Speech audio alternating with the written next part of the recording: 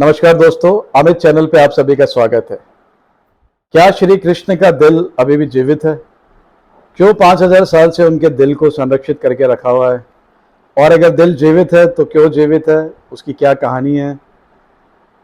आइए आज इन सभी सवालों का जवाब देने की कोशिश इस छोटी सी कहानी से करते हैं। करीब 8 साल पहले की बात है, 15 जून 2015 की रात के 12 बजे थे। जगन्नाथपुरी में, जो कि उड़ीसा में एक छोटी सी जगह है, वहाँ पे ये चमत्कार हुआ और इस चमत्कार को पूरी दुनिया बड़े उत्साह से देख रही थी। दुनिया के सारे साइंटिस्ट की निगाहें इस चमत्कार पे टिकी हुई थी कि ये इंडिया वाले क्या कर रहे हैं, यहाँ पे आज क्या होने वाला है। तो 2015 में 15 जून की मध्य रात्रि को पूरे मंदिर को सीआरपीएफ ने घेर रखा था। मंदिर में किसी को भी जाने की अनुमति नहीं थी। और जैसे ही रात के 12 बजे, उसी टाइम पे जो मंदिर के मुख्य पुजारी थे, उनकी आंखों पे काली पट्टी बांधी गई, उनके हाथों में मोटे और बड़े दस्ताने पहनाए गए और उनको मंदिर के अंदर भेज दिया गया। पुजारी जी जब मंदिर के अंदर पहुंचे तो उनको क्या कार्य करना था? उनको कार्य यह करना था कि उनको पुरानी मूर्ति में से, जगन्नाथ जी की मूर्ति में से ब्रह्म पदार्थ को बाहर निकालना था। अब ये ब्रह्म पदार्थ क्या होता है मैं आपको बताऊंगा। और उस ब्रह्म पदार्थ को निकाल के नई मूर्ति के अंदर जो चैम्बर है उसमें फिट करना था। ब्रह्म पदार्थ जो है वो माना जाता है कि श्री कृष्ण का दिल है। तो जो मुख्य पुजारी है उनको वो पदार्थ, दिल बाहर निकाल के नई मूर्ति में वो दिल निकाल के उस नई मूर्ति को वहां पे स्थापित करना था। तो ये क्या कहानी है, ये क्या घटनाक्रम है, ये क्या चमत्कार है, ये जानने के लिए हमें फिर थोड़ा सा पीछे जाना पड़ेगा। थोड़ा सा नहीं, काफी पीछे जाना पड़ेगा। तो महाभारत के बाद, जब महाभारत का युद्ध खत्म हो गया तो महाभारत के बाद जब महाभारत का युद्ध खत्म हो गया तो श्री कृष्ण द्वारका नगरी के पास एक वन में तप में लीन थे, आराम कर रहे थे, विचाराधीन थे, तप कर रहे थे। और उसी वन में एक शिकारी शिकार खेलने के लिए आया और उसने एक हिरण को मारने के लिए एक तीर मारा, एक तीर चलाया। और वो तीर जो है सीधे जाके कृष्ण जी के पैर के नीचे तलवे में जाके लगा। और जैसे वो तीर लगा वैसे ही श्री कृष्ण जी को समझ में आ गया कि अब ये पृथ्वी लोक से बाहर जाने का समय आ गया है, देह त्यागने का समय आ गया है। और उनको गांधारी के श्राप की भी याद आई, जिसमें गांधारी जी ने उनको बोला था कि जैसे तुमने मेरे 100 पुत्रों को मेरे सामने मरवा दिया, वैसे एक दिन पूरा यदुवंश तुम्हारे सामने खत्म हो जाएगा और ऐसी तुम्हारी भी मृत्यु होगी। श्री कृष्ण को यह भी समझ में आया कि उनका जो पूरा शरीर था वो वज्र का था, लेकिन ये जो स्थान था, पैरों का जो नीचे का तलवा था, वो एक बहुत ही कोमल स्थान था। अगर कोई उस पर वार करता तो वो मर सकते थे, ये उनको पहले से पता था। ये देख के शिकारी बड़ा दुखी हुआ और रोते रोते श्री कृष्ण जी के पास आया कि मुझे माफ कर दें प्रभु, मुझसे गलती हो गई, मुझे पता नहीं था कि आप यहाँ पे लेटे हैं, मुझे लगा हिरन है। तो श्री कृष्ण ने कहा कि पुत्र चिंता ना करो, ये जो भी कुछ भी हो रहा है इसमें मैं सम्मिलित हूँ, मैं जानता हूँ कि ऐसे ही होने वाला है और उसी तरह से ये विधि का विधान चल रहा है। पिछले जन्म में जब मैं राम के अवतार में था और तुम वानर राजा बलि के अवतार में थे, तब मैंने चुपके से तुमको एक तीर मारा था जिससे तुम्हारी मृत्यु हो गई थी। अभी तुम उस अवतार में हो शिकारी के और मैं राजा आज कृष्ण जी के अवतार में हूँ। तो तुम्हारे तीर से मेरा मृत्यु निश्चित थी, जो आज मेरे को लग गया है और अब मैं ये देह त्याग कर रहा हूँ। ये बोल के श्री कृष्ण जी की मृत्यु हो गई, वो मृत्यु लोक को चले गए। और जब पांडव को ये पता चला तो सारे पांडव वहां पर आए और श्री कृष्ण जी का अंतिम संस्कार बड़े धूमधाम से किया। हालांकि वो बहुत दुखी थे, लेकिन अंतिम संस्कार तो करना ही होता है। जब अंतिम संस्कार पूर्ण हो गया तो उन्होंने देखा कि पूरी जो देह थी वो पंच तत्व में लीन हो चुकी थी, जल चुकी थी। लेकिन श्री कृष्ण का जो दिल था, जो कि एक धातुनुमा एक पदार्थ दिख रहा था, एक मेटल जैसा पदार्थ दिख रहा था, जिसमें से कुछ तो आवाज आ रही थी, कुछ तो लाइट निकल रही थी, कुछ तो वाइब्रेशन थे, कुछ तो शक्ति थी, उसको आग नहीं जला पाई। उन्होंने फिर से ट्राई किया उस दिल को जलाने के लिए, बट वो दिल नहीं जला। 5-6 बार ट्राई करने के बाद भी जब वो दिल नहीं जला, जब वो थक हार गए, तो अर्जुन ने उस दिल को, उस पदार्थ को एक नीम के पेड़ के लट्ठे में बांधा और उसको नदी में प्रवाहित कर दिया। और वो लट्ठा नदी में बहता रहा, बहता रहा, बहता रहा। कई दिन हो गए। इसी बीच जगन्नाथपुरी के जो राजा थे इंद्रधुम्न, उनको सपने में विष्णु भगवान आए और उन्होंने बोला कि इंद्रधुम्न, तुम मेरी बहुत भक्ति करते हो, तुम मेरे भक्त हो, तो तुम जाओ, तुम्हें एक नदी के पास नील माधव मिलेंगे, आप वो नील माधव को लेकर आओ और मूर्ति में स्थापित करो और उस मूर्ति को जगन्नाथ के मंदिर में आप स्थापित करिए। ये सुन के इंद्रदुम्न बहुत उत्साहित हो गए, बहुत खुश हो गए और अपनी सेना के साथ उसको ढूंढने चले गए। जब वो सेना के साथ उसको ढूंढ रहे थे तो उनको नदी में एक चमकती हुई चीज़ दिखी जो नीले रंग की थी। तो उनको लगा कि यही नील माधव है। वो लट्ठे में वो जो हार्ट था, वो जो दिल था, वो बहता हुआ आ रहा था। उनकी सेना ने बहुत कोशिश की उस लट्ठे को उठा ले और बाहर ले आए, लेकिन सेना नाकाम हो गई। सेना उस लट्ठे को उठा भी नहीं पाई। फिर से इंद्रदुम्न ने विष्णु भगवान की भक्ति की, प्रेयर की कि भगवान मेरी मदद करो। फिर विष्णु भगवान ने उनको आशीर्वाद दिया, तब जाके कहीं वो लट्ठा बाहर आ पाया और इंद्रदुम्न ने उस दिल को, उस हृदय को उठाया और अपने महल में ले गए। अब मंत्रांग ये हुई महल में कि इसको कैसी मूर्ति में स्थापित किया जाए, कहाँ किया जाए, कौन सा कारीगर इसको बनाएगा मूर्ति को। तो सबने ये बोला कि अगर हम मेटल की मूर्ति में इसको लगाते हैं तो बिकॉज मेटल एक गुड कंडक्टर होता है इलेक्ट्रिसिटी का, और इसमें से प्रकाश निकल रहा है, इलेक्ट्रिसिटी निकल रही है, वाइब्रेशंस हो रहे हैं, पावर निकल रही है, तो मेटल में डालना अच्छा नहीं होगा, हमें उसको लकड़ी की मूर्ति में इसको स्थापित करना पड़ेगा। तो सभी ने हामी भरी और फिर सभी कारीगरों को, कुशल कारीगर को राज्य के बुलाया गया और सभी कारीगर ने कोशिश की लकड़ी की मूर्ति बनाने की। लेकिन जब वो मूर्ति बनाते थे तो किसी की हथौड़ी टूट जाती, किसी की छेनी टूट जाती और कोई भी कारीगर वो मूर्ति बनाने में सफल नहीं हो पाया। ये देख के इंद्रदुम्न बहुत ही दुखी हो गए, बहुत ही उदास हो गए और थोड़ा सा क्रोधित भी हो गए कि मैं ये क्यों नहीं कर पा रहा हूँ, मेरे कारीगर ये मूर्ति क्यों नहीं बना पा रहे। जब उन्होंने सारी उम्मीद छोड़ दी तभी उनकी नगरी में जो कर्मा थे वो प्रकट हुए और एक कारीगर के रूप में उन्होंने अपने दर्शन दिए इंद्रदुम्न को और बोला, पुत्र ये मूर्ति मैं बना सकता हूँ, लेकिन मेरी एक कंडीशन है, मैं आपके राजमहल में रहकर ही ये मूर्ति बनाऊंगा।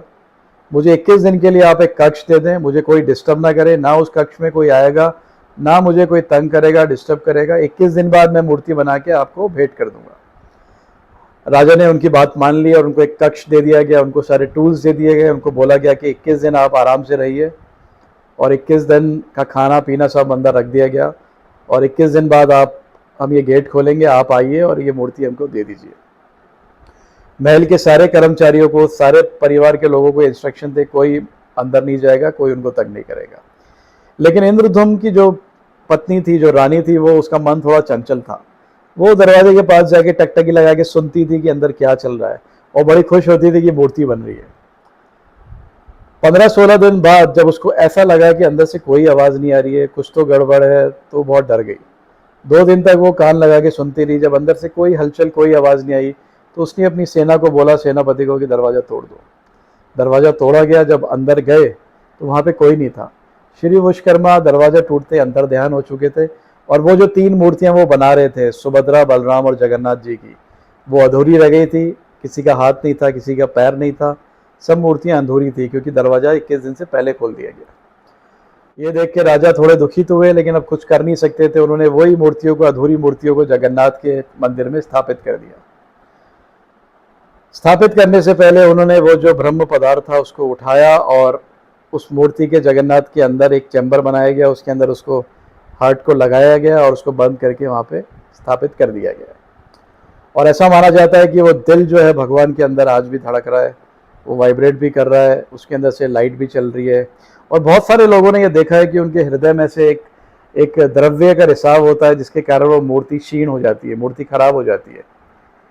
इसीलिए ये लिखा गया है, ये बोला गया है कि हर 12 साल में भगवान की एक नई मूर्ति बनाई जाएगी और ये जो पुराना हार्ट जिस मूर्ति में है वो हार्ट को निकाल के उस नई मूर्ति में ट्रांसफ़र किया जाएगा।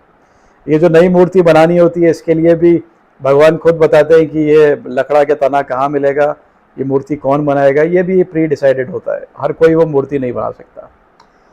तो रात को 12 बजे लाइट बंद करके ये इसलिए ट्रांसफ़र किया जाता है क्योंकि ये जो हार्ट है, ये जो दिल है कृष्ण भगवान का, ये रोशनी में थोड़ा उत्तेजित हो जाता है, थोड़ा सा जागृत हो जाता है और उसमें से ज़्यादा एनर्जी निकलने लगती है। और वो जो एनर्जी है वो किसी का भी सर्वनाश कर सकती है, किसी को भी अंधा कर सकती है, किसी को भी मार सकती है। तो जिन लोगों ने ये दिल को ट्रांसफ़र किया है, जब लोगों ने उनसे पूछा आपका क्या महसूस किया, आपने क्या देखा, तो बोले हम लोग देख तो कुछ नहीं पाए क्योंकि अंधेरा था और आंखों पे पट्टी बनी हुई थी, बट हाथों में ऐसा लगता है कि कुछ चीज़ बहुत ज़ोरों से धड़क रही है और ऐसा लगता है कोई खरगोश नुमा चीज़ हाथों में कूद रही है।